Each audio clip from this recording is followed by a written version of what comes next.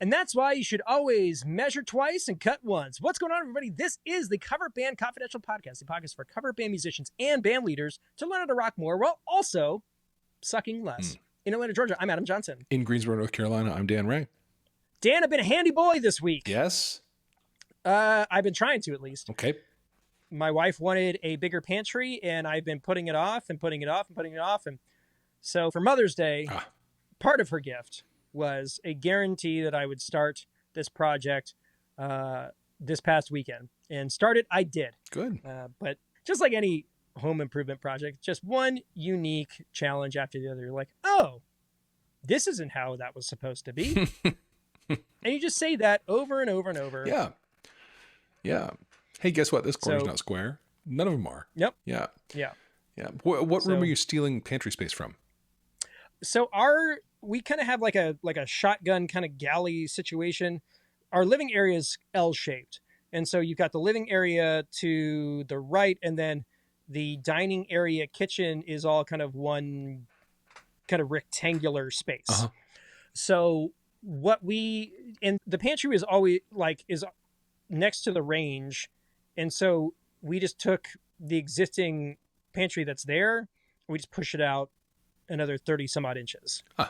So it's not really robbing space from something else other than there was a baker's rack that we had a bunch of stuff in. The dimensions of the pantry now would have enclosed that space. Gotcha. So it's space that was already being used, but could be configured more efficiently. And that's the ultimate goal here. Very nice. What about you? What you been up to this week?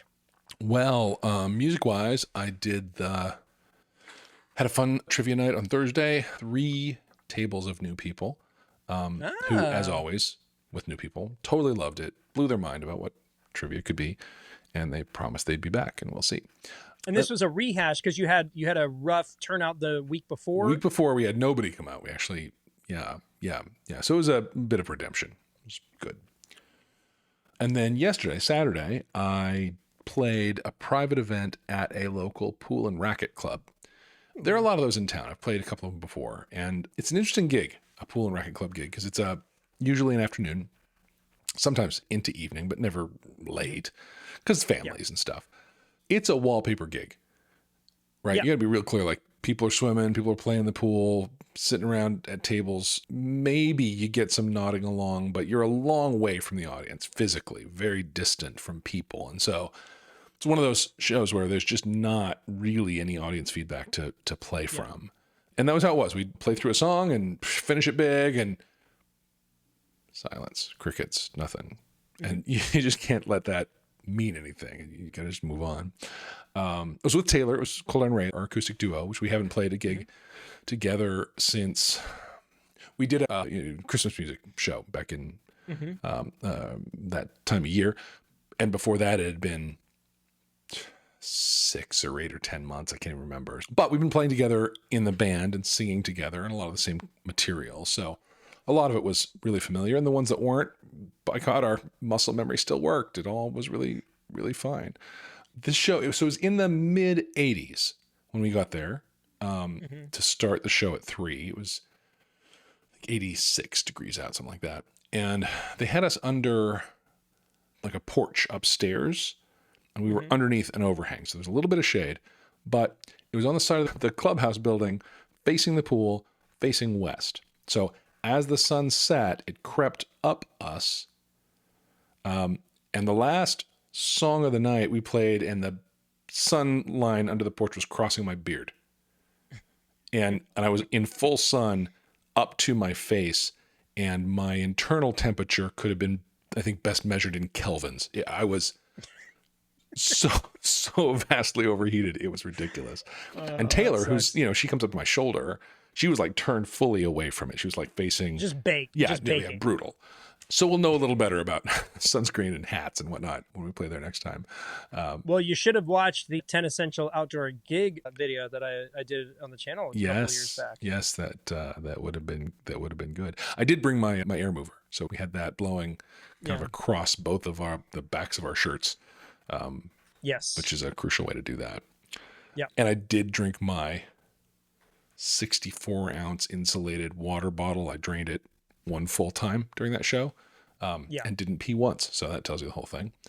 Mm. But it was super fun, and the feedback we got, even though it was not real time, people walking out and chatting with us at the end of the night, very complimentary, super enthusiastic about everything we did, and really liked it.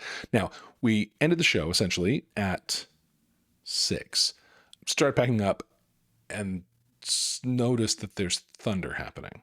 And at one point I'm packing, fully covered 100% in sweat, to be clear. Like, Yes. Right, it'd been a warm show. And at some point, packing up, I realized I've got goosebumps. And I look at my Apple Watch, where I've got the weather widget on the front page of my Apple Watch, and I realize that air temperature has dropped 15 degrees in the last 3 minutes. Okay. And so the episode we did about rain suddenly was like in my head. That was just a few weeks ago. Yeah. I had no preparation. It was not in the forecast that it was going to rain. Like, it was a total surprise. So I'm making plan Bs. Like, what if I ask the organizer if I can just stash my stuff in a corner somewhere and come back for it tomorrow? I don't know. Taylor and I both just started just busting on breaking stuff down and getting it packed up. And I did get everything to my car and into my car and halfway home before the sky just opened. And it was a very close call, but we made it. It was all good. Scary stuff. Yeah. But it was a good show. It was a good payday. If you get booked for a private pool and racket club, just be clear they have money. Oh, yeah. Don't be afraid to quote hi. It's a weird situation because a lot of times they don't necessarily tip. No, we did $12 in tips. Yeah, it's very strange. Yeah. But you are getting higher pay rate for sure. Yeah. Especially with those kinds of gigs. Some nights you're playing for $150, but you make insane amounts of tips. I feel like there was this one place when I was in college, I had a standing Friday gig the summer after, I think, my sophomore year of college. Right down the road, actually. It's a place I proposed to my wife because we were there every Friday. Nice. And I wasn't making it was like $150. But there was one night where I made like $600 in tips. It was ridiculous. That's good. And I go to the bar because I'm trying to I have all these bills, and the bartender is just fuming as I'm counting all the stuff. He's like, I'm in here busting my butt. You're sitting outside playing Jimmy Buffett songs, which is not fair. That's the layman's critique of what a musician does. But it was there were a couple of those nights where they were just like, man, I'm in the wrong business. Yeah. Little do they know, right, that that's the exception and not the rule. And, Yeah, it was $12 in tips at this show. And lots of little kids running around, dropping pennies and quarters and dimes into the tip hat. It's the only private pool clubs are the only show I've ever gotten change as tips. And on one hand, I'm like, oh my God, don't give me dimes. But as a percentage of that human being's total net worth that tip represents, that, you got to appreciate the generosity of that. There's a Bible story about that whole thing. Is there? Jesus was, oh yeah. The parable around this guy who he's really rich and he gives a bunch of money, but in the grand scheme of things, it's not much to him. Yeah. And then a poor lady comes up and gives literally everything she has, and it's less than what he gave. Yeah. But is the generosity level. He's going to have to go through the eye of a needle and all that stuff. No, he just burns in hell forever. Oh, yeah, screw him. Yeah, I mean, for sure. Yeah. Because that's what it's all about. Absolutely. Punishing people that we don't like. Yeah. Anywho, no gigs for me this week. I will be wrapping up my live band karaoke recap video this week. And it has occurred to me that while a lot of the stuff that I've been putting out on the YouTube channel is fantastic information, stuff that I was working through 2 years ago just doesn't look or sound that great. Huh. So I am going to go through those original scripts, and I think I'm going to re-release a fair amount of the content that I've put out on the channel. Nice. For a couple of reasons. One, sometimes it's hard to come up with things to talk about. And if you have specific things you'd love for us to do a scripted video over, email us, coverbandconfidential@gmail.com, because I'm literally scraping the bottom of the barrel some weeks. So I think that's going to be something that I'm going to do over the summer because I've got a bit more time and I can bank a bunch of them up, shoot it all at once, and then have them ready to go over the coming weeks. Cool. We're also we are this close to hitting that monetization level. And I mean, if you're looking at like the bar that goes along, we're at the part where it's like this much left. For those of you who can see this, it's like this much between where we are right now and where we need to be in order to, for those of you who can't, he's holding his fingers very close together. Yeah, it's so close. Now, granted, that so close is over 100 watch hours, but when the barrier of entry is 4,000. Yeah, we do that in a couple of weeks, right? Well, yeah, that's the aim. We'll be there by the end of the summer. I think we'll have crossed that border. But if you haven't already, you should go subscribe to the YouTube channel and watch some stuff. Or you could literally just open up one of the playlists and just run it in the background while you sleep. Why not? Yeah. Why not? Well, that's all that I've got other than review time. So we've been compiling some reviews and we want to read a few. Now you have that document as well. Do you want to do one or should I? Why don't you go for it? All right. Let's see here. This week's review is from DW Mock 79. That's a 5-star review that was put up on May 20th. And 5 stars, it says, a bandmate sent me a link to an episode a few weeks back, and I've been subscribed ever since. I've been working cover musician for 20 years, and I've picked up some really helpful tips to improve my business and my band's live sound. Thanks for the good work, guys. Really appreciate it. So big thanks to DW Mock 79 for dropping us a review. If you want to have your band called out on the show, the easiest way to do that is to leave a review. And if you aren't sure how to do that, we'll let Mike Schulte clue you in as we wrap up this week's episode. So this past week, I got the opportunity to do something really, really cool. Our good friend Mike Squires, who is the host of the Couch Riffs podcast, Mike plays bass for a band called Ugly Kid Joe, and they are on their first U.S. tour in 30 years. And he got me on the list, and I got to hang out backstage with all of those guys, and it was just a super fun event. If you want to hear the full story about that, you should join the Patreon because this week's bonus episode will walk through all of that stuff. But going to that show and experiencing the lineup of that particular tour, a thought popped in my head based on a conversation I was having with some guys in the other bands. And it's around context and what musicians consider cheating. Now, I want to go ahead and preface, this was not referencing any of the musicians or the bands that were on that tour. It was just a conversation that we were having in between bands just in general. But there's a lot of talk about things that musicians should or shouldn't do in regards to the integrity of their performance. And some things are considered cheating and other things aren't considered cheating. And I just thought it would be an interesting process or conversation about determining what constitutes cheating to you or to the musician community writ large. Yeah. So we've been pretty upfront with things that we're comfortable with. And I know that some of the stuff that you and I are comfortable with doing in our bands are things that aren't necessarily other bands are comfortable with. Right. In regards to things like backing tracks and that kind of thing. Dan, when you see a band, like where do you draw the line? In terms of their use of backing tracks?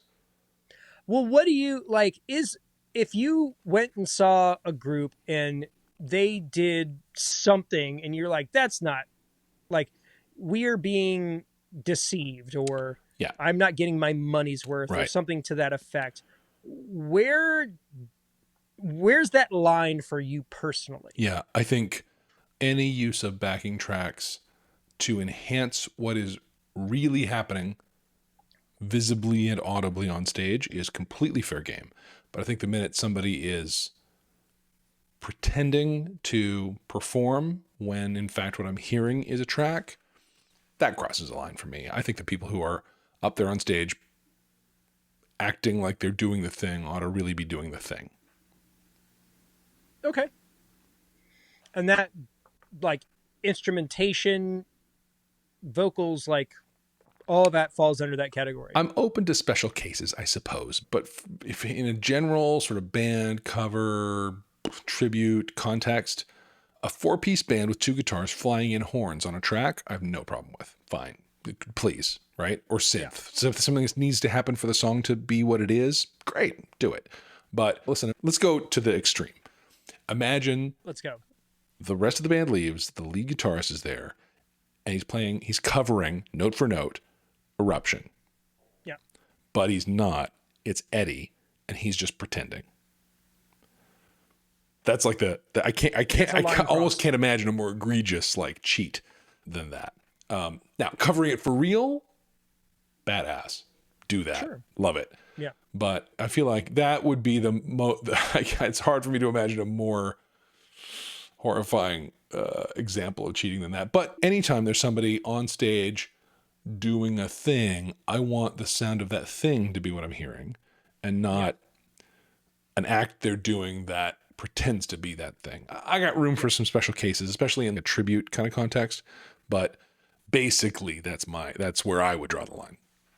Yeah. And I'm in the same boat, and instrumentation doesn't bother me as much, but lip syncing. Okay.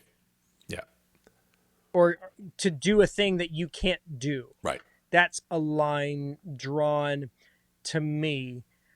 Now, you had said that, like, under some, like, you're open to exceptions in certain circumstances. Well, so because you open up that can of worms, right. I would like for you to provide an example where you could say, I am fine with this. Well, and I'm referring to the example you brought up before we hit the record button. Well, I was about to go there. Yeah, let's go there. Okay. So this is where things get complicated to me. But I am always going to land on the side of entertainment. Mm-hmm. So the example that I provided pre-recording was around the idea of a tribute artist that is doing, I would argue, 90% mm-hmm. of the show. So they're doing all of the singing. They've got a full band. They're doing like in this case, let's say there's choreography involved. Like, they're doing all of the stuff. But during a portion of the show, they sit behind a piano, but they're not playing the piano part.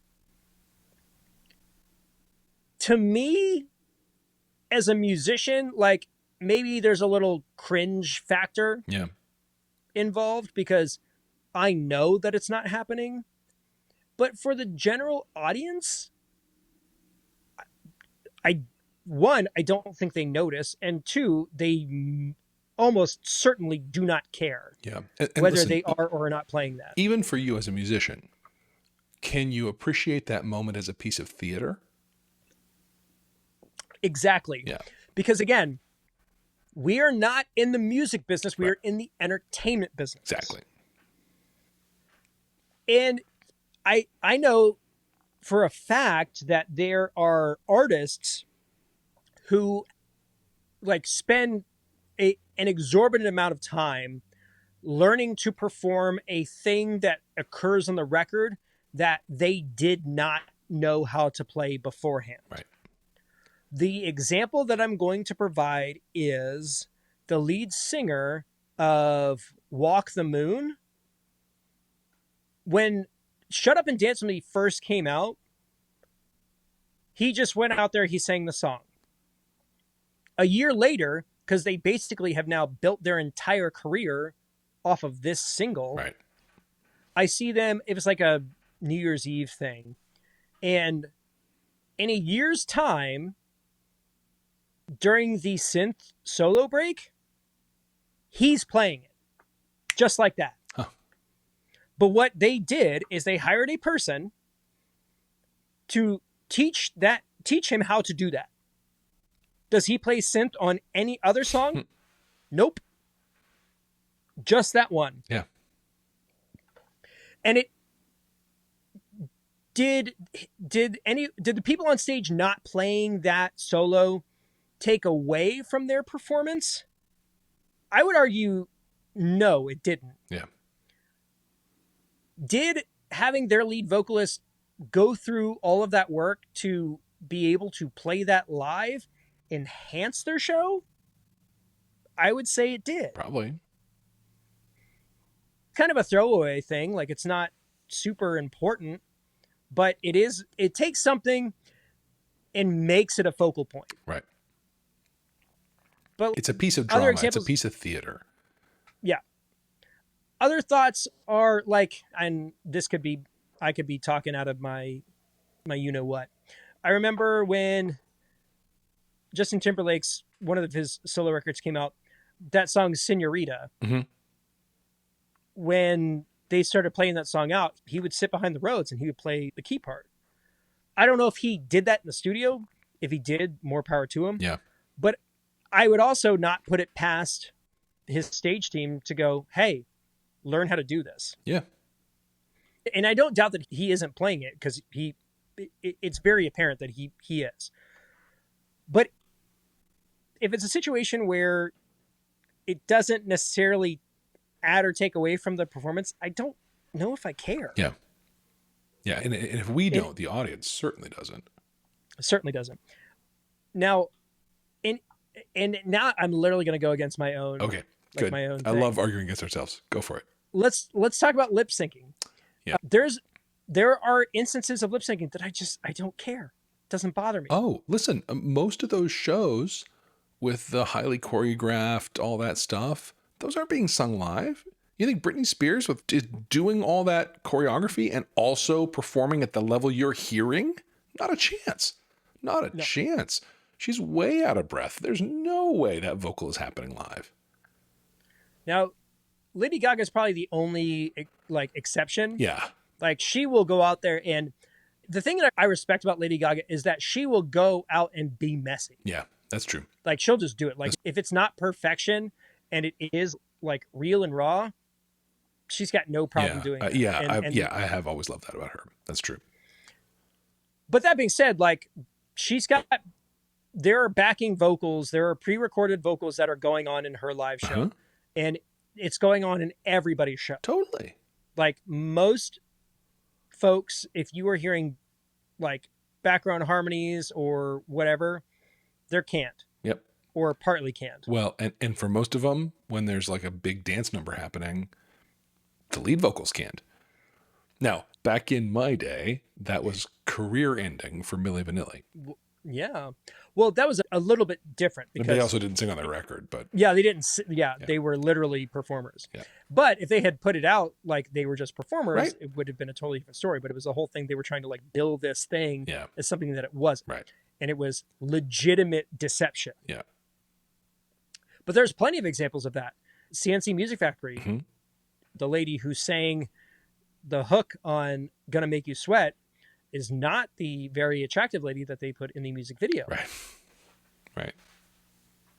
I mean, it's just, that's show business, baby. That's show business. Yep. Another example is Frankie Valli. Listen. Wow. Frankie Valli is not singing live anymore. Right. He's just not. Right. Does it matter? You're seeing Frankie Valli. Right. But again, hasn't Frankie Valli earned the right to take the night off? Yeah. I don't know. If a night off consists of going in front of a mic, does that cross a line? I don't know. Again, who is the governing body of this conversation? Yeah, for sure it ain't us. That's the other, we have all of these conversations. We talk about this stuff. It's a totally futile conversation. Yeah. Because what we think matters not a drop to anybody. So a part of the impetus of this conversation revolved around the tour that we were talking about, it wasn't about canned vocals or anything like lip syncing or fake instrumentation. It was the middle band, Fozzy, was playing with V drums. Like it was like the Roland Vad kit. Mm-hmm. But I mean, everybody's playing their instruments, but like you had the opener with live drums and live amps and all of that. You had the headliner with live drums and live amps. In the middle, you have this band that's 100% direct, including V drums. Yeah. And to musicians and front of house people and all that stuff, like the audio product that was being pushed out, it was immediately evident that something had changed. Like there was a shift in the way that things sounded. But again, we were talking back there, it was like, well, what do you think the folks out there think? And there was no argument. It was literally all of them were like, oh man, it sounds incredible. It sounds just like it does in the record. Yeah. Because that's what the general population sees and hears. Yep. And for them, that's a good, they're like, this is awesome. That's what the game for. It sounds like the record, but better because it's super loud and right in my face, you know? Yeah. So as musicians, we tend to get wrapped around the axle of integrity and all that stuff. And listen, let it go. Just get over that. Like it. There are no rules. Right. If something makes sense for your band, do it. And don't worry about what people say about it. Like I've had conversations where like we had somebody leave us a crappy review because they were like, we were playing the backing tracks and he insinuated that we weren't playing any of our instruments. Right. And I was like, God, wouldn't that be awesome? I know. I spent the last 20 years just wasting my time. Yeah. I could have just like put a CD in and just done it like that. Like, man, wouldn't that have been so much easier? But that's not, of course, what happens. Except for that one dude would have called you out. Right. The one dude. That's the risk. And man, we haven't made a t-shirt of this one yet, which is something that I've said quite a bit on the internet, which is I can't pay my mortgage with the respect of my peers. Right. Yeah. I deal with troll comments on TikTok specifically because I'm a musician that talks about music but doesn't post a lot of me performing content. Right. Because personally, I don't think that kind of content is incredibly interesting. And if I do post that kind of thing, it's just a way to illustrate that the things that I'm talking about, I have some sort of authority to talk into because I can do X, Y, and Z. Right. But I definitely like people who's like, I don't see anything if you play. You probably can't play at all. And I don't feel compelled to defend myself over that kind of thing because I'm not necessarily posting things on social media or the internet for the validation of other people. I'm trying to do it as a way to be helpful to musicians who understand what it is I'm trying to do. For the general layperson or the guitar noob guy who wants to flame strangers on the internet, like, more power to you. Sure. I don't, and it's very in keeping with guitar internet. Yeah, I'm not sure if you guys knew this, but guitar players on the internet are pretty terrible to other people. Yeah. So in conclusion, just pre-record all your parts. Yeah. Who cares? So much easier. Will the audience care? So much easier. It gives you all the more opportunity to work on your stage choreography. Yeah. And that's really what it's all about. It's cool outfits and great choreography. And wearing that outfit that Britney Spears wore in the VMAs with the snake, you should definitely you should buy a snake. Buy a snake. It's really going to. That's the advice of this whole episode. Buy a snake. Can I tell you, a couple of months ago, our next door neighbor's kid had a reptile party for his birthday. Yeah. And I'm a person who lives in a house with people who don't like snakes. And I'm a person who I'm not like obsessed with snakes, but I kind of like them. I think they're cool. Yeah. And I was tasked with taking our kids to that party because Amber was not really about that. Sure. And when you're an adult who doesn't mind snakes and there's a reptile guy, you instantly become the snake helper. Yeah. And so now I'm literally going around like I'm picking snakes up and I'm giving them to people. But one of them was this giant, like albino Ooh. python. Oh, beautiful. And it was the Britney Spears snake. And there was, I one of my friends took a picture of me and I'm holding the snake. Nice. I'm doing like the Britney Spears pose. But I will tell you this, the big snake kind of stunk, kind of smelly snake. You don't want to rock with a smelly snake. There's a slightly smaller Burmese python that wasn't like any, you're talking about like one that's like 9 feet long versus one that's like 6 feet long. Yeah. And that dude was like, he was awesome. And it got to the point where I put him on my shoulders and I'm like doing other stuff. I literally forgot that I had this living creature Animal. on my, yeah. And then as I'm like moving stuff and doing whatever I'm doing, the snake is like rubbing its tail like up and down my back.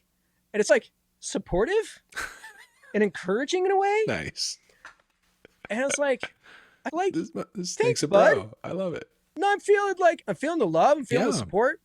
But I was sitting there and I was talking with our oldest, who's not a huge fan, and we're having just a normal conversation.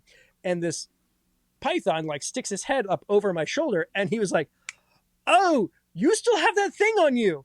And I don't know, it was a really funny moment. It's great. But yeah, good stuff. Snakes are fun. Snakes are fun. I like snakes. I get why people don't dig snakes. There's certain animals that I'm not huge fans of. Snakes just don't happen to be one of them. Wait, what are you not a huge fan of? I don't like bugs in general, spiders. Okay. Now I can respect a spider. There's a whole subreddit called Spider Bro. Yep.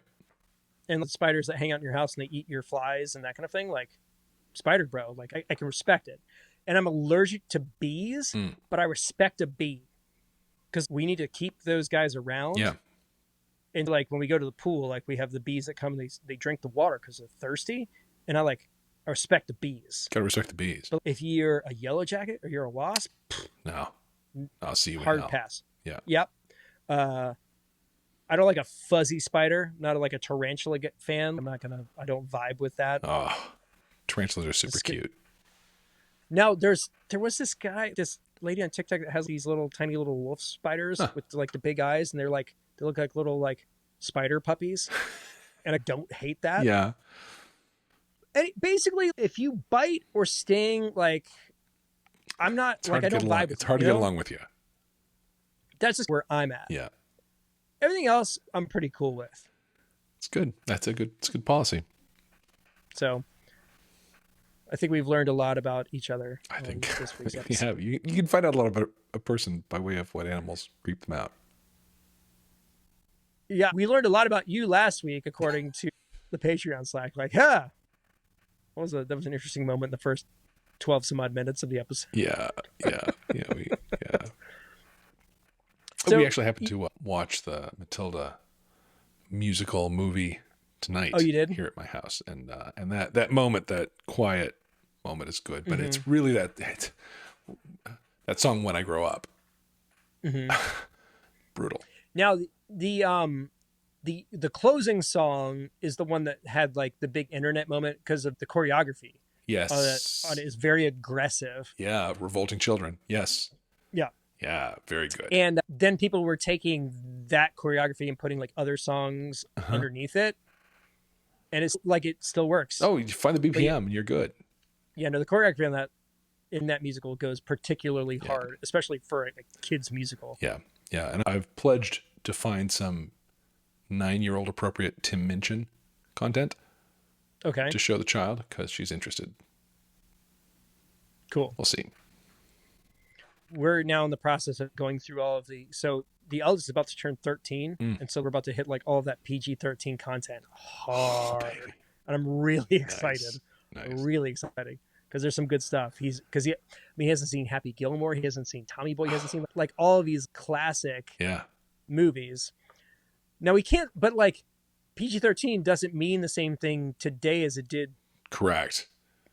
So my son was like, "Can I watch Spaceballs?" And I'm like, "Oh, that's a tough one." There's definitely like there's an F word and it's just, I don't know. Yeah. Should I let my 12-year-old son watch Spaceballs? Email us, coverbandconfidential@gmail.com. There you go. That's my favorite thing to do. Like, Just Open it put to the the email up internet. and then ask like a horrendous question. Yeah. I get that from last podcast on the left. Every time they like have some sort of situation where they don't know the answer, but the question is always insane. Yeah. It's like, what does human meat taste like? Or it's always like something particularly unsavory. Right. I bet human meat's If you're savory. if you're a cannibal in our listenership, what do you? Anyway. Yeah. Any other parting words of advice, words of guidance, or No, or we anything need to get of out that of this nature? conversation fast. Hopefully next week I will have some gear stuff to talk about. I'm waiting on something in particular to show up. I got a message from Gibson Guitars about some things that Ooh. we may be talking about. Nothing concrete, All right. but you hit 10,000 followers on a social platform and all of a sudden people are willing to talk to you. Interesting. And that's all I'll say about that, but there could be some fun stuff on the horizon. Cool. Well, folks, thanks so much for tuning in. We love hearing from you guys. And if you've got any big wins or stuff you want to share with us, send us an email, coverbandconfidential@gmail.com. What movies we should allow our kids to see? What is a Tim mentioned appropriate piece of content for a 9-year-old? Yeah. What does human meat taste like? Whatever it is, if you've got information that would be beneficial to the two of us or our community writ large, we want to know about it. Let it rip. Shoot us an email. Otherwise, we'll let Mike take it from here. That being said, in Atlanta, Georgia, I'm Adam Johnson. In Greensboro, North Carolina, I'm Dan Wright. You have been listening to the Cover Band Confidential podcast for the week of June 9th. Holy smokes. Wow. 2023.